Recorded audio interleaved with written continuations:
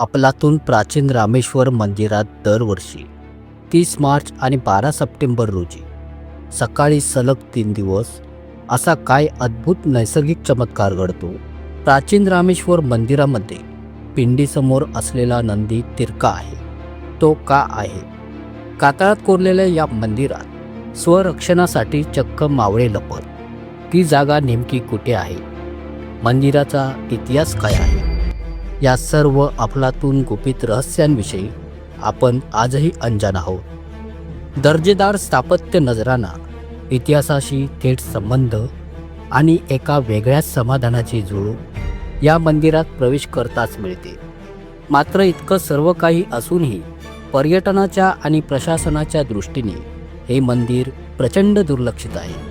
असो, किमान या व्हिडिओनंतर या मंदिराला अधिकाधिक लोकाश्रय मिळेल अशी अपेक्षा करत मी प्रसाद पवार, गिरिये विजयदुर्गमधील रामेश्वर मंदिराच्या अफलातून माहितीसोबत आपलं स्वागत करतो. नमस्कार मंडळी, विजयदुर्ग गिरिये या गावातील रामेश्वर मंदिरामध्ये मी तुमचे स्वागत करतो.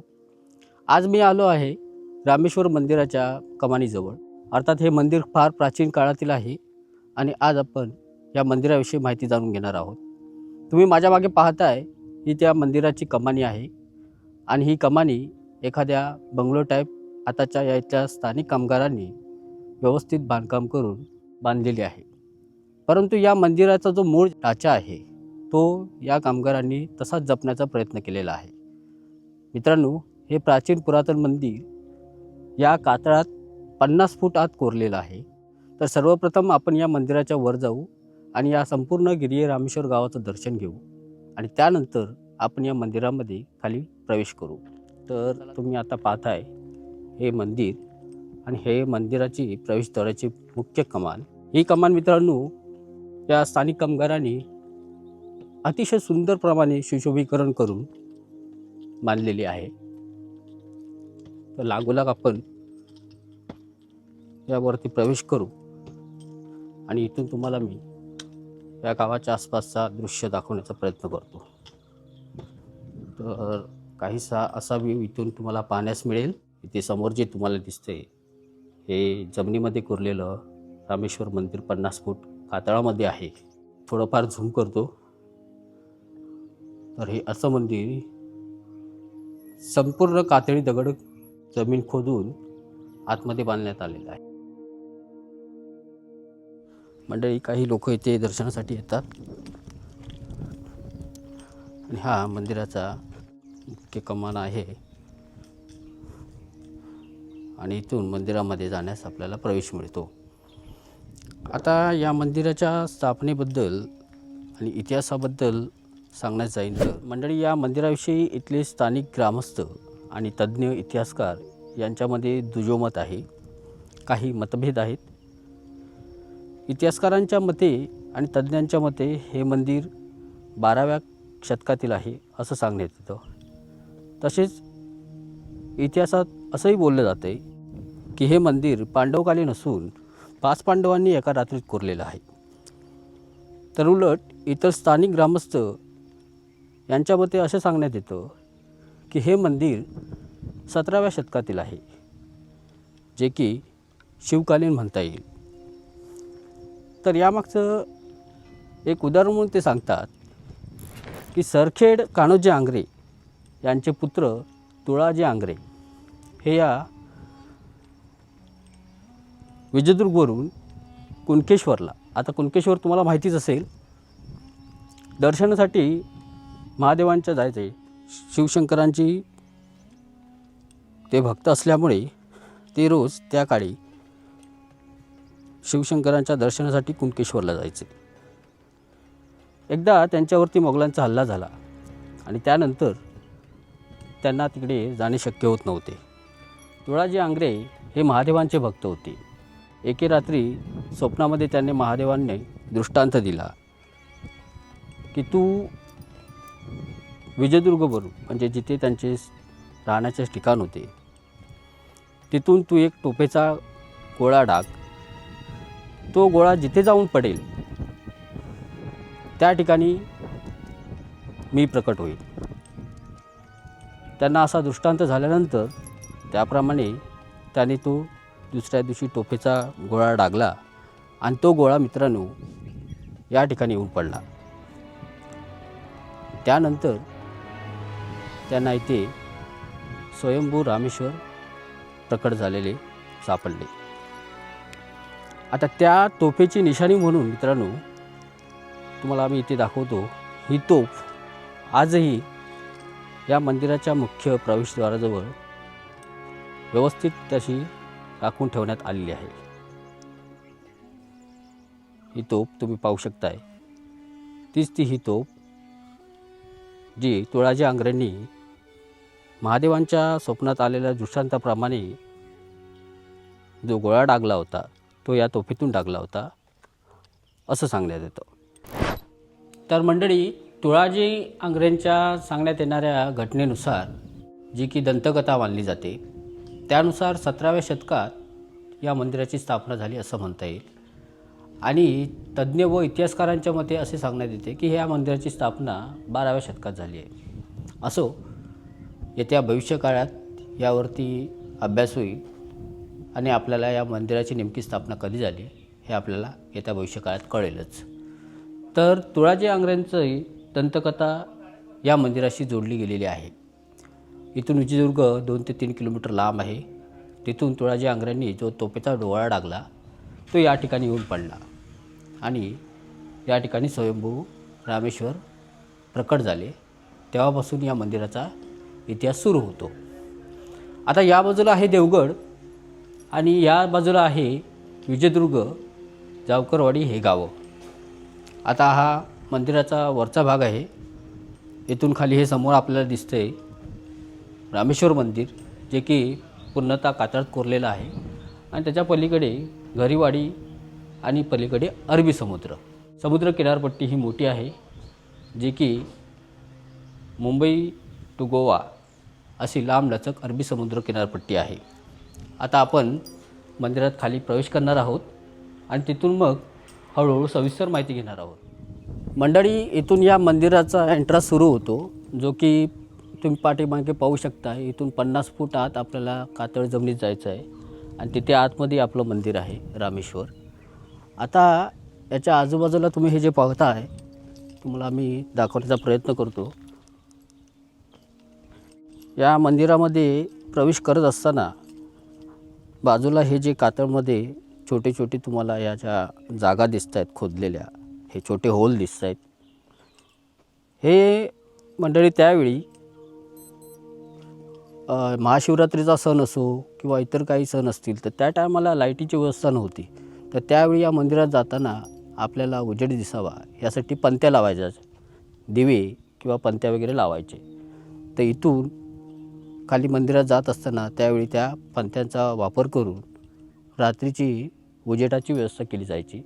तर आता आपण खाली जाणार आहोत आणि सविस्तर पुढे जी कमान आहे त्याविषयी माहिती घेणार आहोत. मंडळी, हे मंदिर शासनाच्या क वर्गवारीत येते.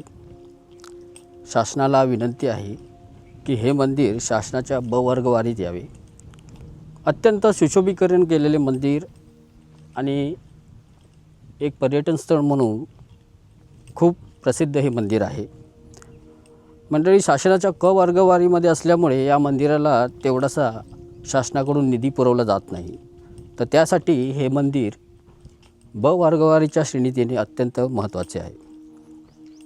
तर कोणी शासनाच्या व्यक्ती पाहत असतील आणि आपले व्ह्यूवर्स, आम्ही हा प्रयत्न करूच की हे मंदिर शासनाच्या ब वर्गावरीत यावे, जेणेकरून या मंदिराच्या सुशोभीकरणासाठी, याच्या जपणुकीसाठी आपल्याला शासनाकडून सुरळीत निधी आपल्याला मिळू शकतो. त्यासाठी आपण आणि शासनाच्या काही व्यक्तींनी प्रयत्न केले पाहिजेत. आता आपण मंदिरात प्रवेश करणार आहोत आणि हे मंदिराचे दुसरं प्रवेशद्वार आहे, जे की या मंदिराचा मुख्य एंट्रन्स मानला जातो. आता या मंदिराच्या या एंट्रन्सवरती तुम्हाला ही घंटा पाहण्यास मिळत असेल. पाहू शकताय. तर मंडळी, या मंदिराच्या या दुसऱ्या प्रवेशद्वाराजवळ या कमानीला जी घंटा बांधण्यात आलेली आहे, तर या घंटेचा इतिहास असा आहे. विजयदुर्गचे शेवटचे सरसेनापती आनंदराव धुळूप आणि मराठी आरमारांचे मावळे, त्यावेळी त्यांनी पोर्तुगीजांचे संतान नावाचे जहाज आणि इतर त्यांच्या ताब्यात असलेली अन्य 19 जहाजे ही जप्त केलेली होती आणि इंग्रजांचे रेंजर आणि 4 जहाजे अशी एकूण 24 ते 25 जहाजे आपले आनंदराव धुळूप आणि मराठा आरमारांनी जप्त केलेली होती. तर त्यापैकी कुठल्या जहाजावर ही घंटा होती याबद्दल कल्पना नाही, पण ती घंटा आनंदराव धुळूप यांनी महाशिवरात्रीच्या दिवशी या कमानीवर, या मुख्य प्रवेशद्वाराच्या कमानीवर आणून बांधली. तर आनंदराव धुळूप यांनी ही जी घंटा इथे लावली ती ह्या मराठा आरमाराच्या त्या घटनेच्या विजयाचे चिन्ह आहे आणि ही घंटा इथे या मुख्य प्रवेशद्वाराजवळ येणाऱ्या भाविकांचे स्वागत करते. आता आपण आतमध्ये प्रवेश करणार आहोत आणि इतर माहिती आपण पाहणार आहोत. या मंदिरात प्रवेश करताना हे जे तुम्ही माझ्या मागे पाहताय हे 7 दीपस्तंभ आहेत. आता या दीपस्तंभांचा इतिहास आहे तोही तुम्हाला मी आता सांगतो आहे. हे जे 7 तुम्ही दीपस्तंभ पाहताय हे त्यावेळचे गावचे मानकरी 7 मानकरी होते. त्यांचे हे श्रद्धास्थान म्हणून आणि त्यांचा मान म्हणून हे दीपस्तंभ इथे उभारलेले आहेत. या दीपस्तंभांची जर तुम्ही उंची पाहण्यास जाल तर ही वेगवेगळी आहे. म्हणजे वरखाली त्या मानकऱ्यांच्या मान असल्याप्रमाणे छोटी लहान, थोडी मोठी अशी ही यांची उंची ठेवण्यात आलेली आहे. तर या दीपस्तंभांवरती काही चिन्हे आहेत. ती त्यांच्या मानपणानुसार चिन्हे दिली गेलेली होती. आता यांचा इतिहास असा आहे की हे जे किरिये रामेश्वर गाव आहे आणि इथून 1 ते 2 किलोमीटर विजयदुर्ग गाव आहे. तसेच इथे 1 किलोमीटर आपली गोदी आहे. तर त्या काळी हे गाव अत्यंत संवेदनशील होतं. तर त्यावेळी काय व्हायचं की इथे जो येणारा गावच्या बाहेरचा जो वाटसरू असायचा तो सर्वप्रथम या मंदिरात येऊन थांबायचा. आता या मंदिरात येऊन थांबल्यानंतर हे गाव अत्यंत संवेदनशील असल्यामुळे त्या काळात अशी व्यवस्था होती की त्या येणाऱ्या वाटसरूला सर्वप्रथम या गावच्या मानकऱ्यांकडून सविस्तर माहिती त्यांना देऊन, त्याच्या स्वतःबद्दल माहिती त्यांना सविस्तर देऊन तो या गावात कशासाठी आलेला आहे, तो कुठे थांबणार आहे, कुठे जाणार आहे याविषयी त्यांना कल्पना द्यावी लागायची. आणि त्यानुसार त्या वाटसरूला या गावच्या मानकऱ्याकडून त्याला परमिशन घ्यावी लागायची आणि त्यानुसार तो पुढची व्यवस्था करत असे. तर हे आता कळणार कसं? तर ज्यावेळी तो या मंदिरात थांबायचा त्यावेळी जे या मंदिरात सेवे करत असलेली पुजारी ते सर्वप्रथम या दीपस्तंभावर पाहायचे आणि या दीपस्तंभावरती जिथे पंथी दिवा लावलेला असेल तर तो पुजारी ओळखून जायचे की हा मानकरी आज या गावात उपस्थित आहे. व त्यानुसार तो पुजारी त्या वाटसरूला सांगायचा की तुम्ही या गावातील या मानकऱ्याकडे जा आणि त्यांच्याकडून तुम्ही या गावात कशासाठी आलेले आहे ती सविस्तर माहिती देऊन नंतर तुम्ही परमिशन घ्या. आणि अशा प्रकारे त्या वाटसरूची पुढची व्यवस्था केली जायची. आता या मागच्या साईडला तुम्ही मंदिर पाहू शकताय. हा सभामंडप आहे. आता ह्या सभामंडपाविषयी इतर सविस्तर माहिती आपण जाणून घेणार आहोत. मंडळी, मी आता सभामंडपामध्ये आलेलो आहे आणि माझ्यासोबत चंद्रकांत पुजारी काका आहेत. ते आपल्याला सर्वप्रथम या सभामंडपाविषयी माहिती देतील आणि त्यानंतर आपण पुढील सविस्तर माहिती जाणून घेऊया. हां, बोला काका. सभामंडप हा पेशवेकालीन आहे. गंगाधर बानू पेशवे यांनी केलेले. त्याच्यानंतर आम्ही रिनोव्हेशन केलं. रिनोव्हेशन करून संपूर्ण हा सभामंडप पाडून नवीन स्ट्रक्चर उभं केलं. ठीक आहे. पण पूर्वीचं होतं तसंच. अच्छा. पूर्वीचं होतं तसंच सेम टू सेम उभं केलं. अच्छा. पूर्वी फक्त 14 खांब होते. हां.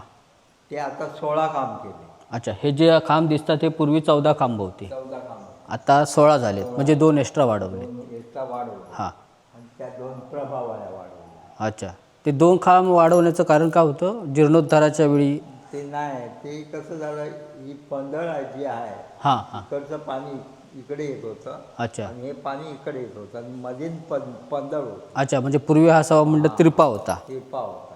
अच्छा, मग आता तो तुम्ही हा 2 खांब, त्याला मिळवला. अच्छा, ध्यान मंदिराला तुम्ही भिडवलं 2 खांब वाढवून. आणि हे काका जे दरवाजा मुख्य प्रवेशद्वाराचं जे नक्षीकाम आहे आणि ही जी खिडकी आहे त्याविषयी पण काहीतरी सविस्तर इतिहास माहिती आहे तुमच्या? हे कसं आहे, शांताराम भीमाजी तिर्लोटकर म्हणून आमचे मिस्त्री होते. अच्छा, इथले स्थानिकच. हां, रामेश्वरवाडी. ठीक आहे. त्यांनी ते संपूर्ण हे काम केलेलं आहे. हां हां हे नक्षीकाम त्यांनी केलेलं आहे संपूर्ण. हां आणि त्यांची टीम, हां महेंद्र तिर्लोटकर हां. अशी ती टीम होती, अच्छा. 10-15 माणसांची. हां. त्या लोकांनी हे सगळं नक्षीकाम केलेलं आहे. अच्छा. आपलं पण ठोकळे त्यांनीच बनवलेले आहे. अच्छा. आणि ही जी खिडकी आहे ती पण पुरातनच आहे, पुरातन आहे. फक्त त्याला सुशोभीकरण करून नवीन झालर दिली आहे. बाकी तुम्ही मंदिराचा जो मूळ ढाचा आहे तो तसाच तसा ठेवलेला आहे. बाकी तुम्ही तुमच्या स्थानिक कामगारांकडून जे टॅलेंट आहे त्यांचाच वापर करून ह्या मंदिराची शिवशोभीकरण करण्यात आलेलं आहे. आणि काका, हे आतमध्ये जे 4 खांब आहेत त्यांविषयी जरा सविस्तर थोडीफार माहिती द्या. आता मी गाभाऱ्याच्या सभामंडपात ध्यान मंदिरात आलेलो आहे आणि हे तुम्ही इथे पाहू शकता. इथे 4 खांब आहेत जे की काका म्हणतात शिवकालीन आहेत. आणि या खांबांविषयी थोडीफार सविस्तर माहिती आपण काकांकडून जाणून घेऊयात. हां, बोला काका. हे पूर्वी पण लाकडीच होते हां खांब, 4 खांब. पण आता आम्हाला तेवढी मोठी लाकडं मिळायला शक्य नव्हते. हां. शक्य नाही. म्हणून हे आम्ही राजस्थानवरून दगडी हां. बन्सीपल दगड आहे तो. प्रिन्सिपल दगड. बन्सीपल दगड आहे. हां. त्या दगडाचे राजस्थानवरून मागवले आहे. अच्छा. खांब.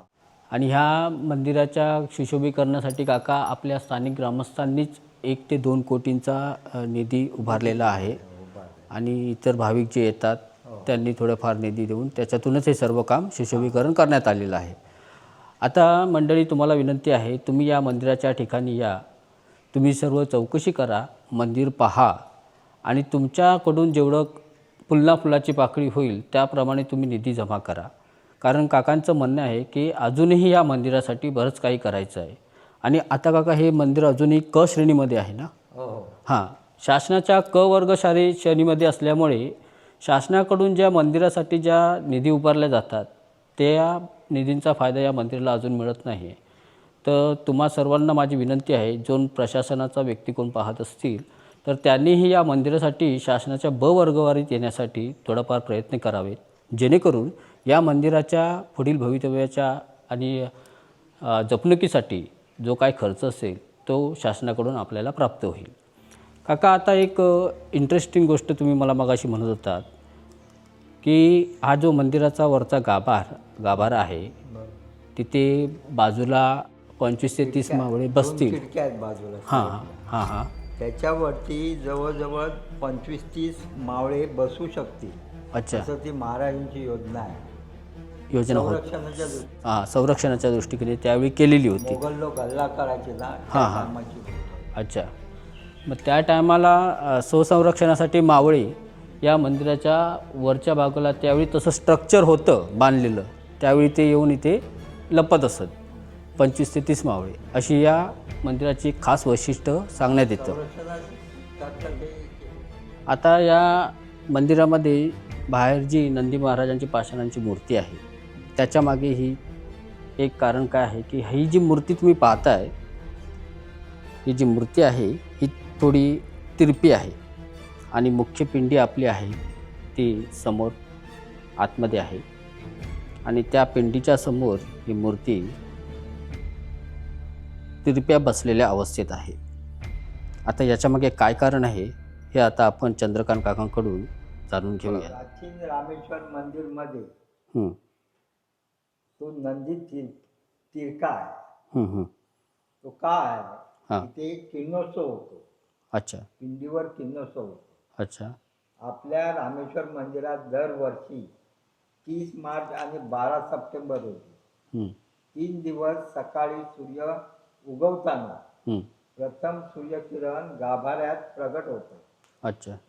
व जसा सूर्य वर येईल हं, तशी किरणे बाहेर सरकतात. याविषयी गेली 9 वर्ष हं, या बाबतीतले संशोधन हं, वर्तमानपत्रातून प्रसिद्ध केले आहे. हं, तरी या विषयाकडे गांभीर्याने विचार करावा हं. असा खगोल अभ्यास केंद्राचा हेतू आहे. बरं, हे पाहिजे तर तुम्ही हे करून घेऊ शकता. हां, मी तुम्हाला थोडा स्क्रीनशॉट दाखवतो. काकांनी परमिशन दिल्यामुळे. पाहिजे तर तुम्ही हे वाचनही करू शकता. नंतर मी तुम्हाला याचा एक फोटो पण टाकेन. तर काकांनी या मंदिरातील जी नंदी महाराजांची मूर्तीची तिरपी आहे, त्यामागे काय समूळ मूळ कारण आहे, ते आपल्या सविस्तरपणे सांगितलेलं आहे. धन्यवाद काका. आता आपण बाहेर जी भित्तिचित्र आहेत त्याविषयी थोडीफार माहिती जाणून घेऊ आणि त्यानंतर पुढची सविस्तर माहिती मी घेतो. या ढाच्याचं काम करत असताना त्यांनी तो मूळ ढाचा जसा तसा ठेवलेला आहे आणि या मंदिराचं इतर काम त्यांनी फक्त केलेलं आहे आणि त्या मूळ ढाच्याला त्यांनी सुशोभीकरण करून मंदिराची जपणूक ठेवण्याचं काम या स्थानिक कामगारांनी चंद्रकांत काकांनी सांगितल्याप्रमाणे केलेलं आहे आणि हे या मंदिराच्या मूळ वैशिष्ट्य इथे सांगण्यात आलेलं आहे. आता तुम्ही जे पाहताय ही जी पाटी या मंदिराच्या गाभाऱ्याच्या बाजूला असलेल्या भित्तिचित्र आहेत, ही भित्तिचित्र ही या काकांच्या सांगण्याप्रमाणे पुरातन प्राचीन जी भित्तिचित्र होती त्यांचे पहिले फोटो काढून ठेवण्यात आलेले होते आणि त्यानुसार पुन्हा या भित्तिचित्रांचे सुशोभीकरण करून व्यवस्थित कलर करून मूळ ढाचा या चित्रांचा जसा तसा ठेवण्याचा प्रयत्न केलेला आहे.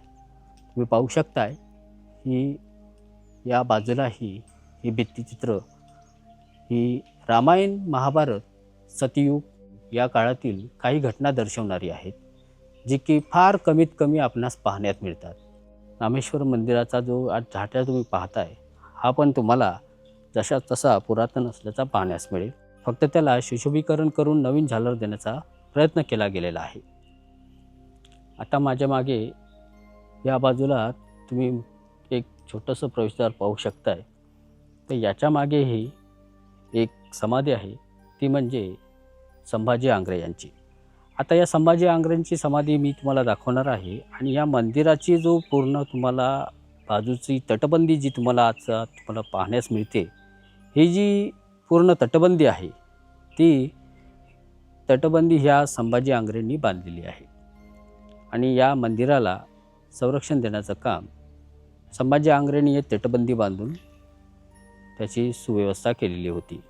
आता आपण संभाजी आंग्रेंची समाधीकडे वळूयात आणि ती मंडळी ही पाहताय तुम्ही संभाजी आंग्रे यांची समाधी, जी की या मंदिराच्या उजव्या हातालाच बाहेर आहे. त्याचंही तुम्ही दर्शन घ्या. मी दाखवण्याचा प्रयत्न करतो. तर ही अशी इथे समाधी आहे.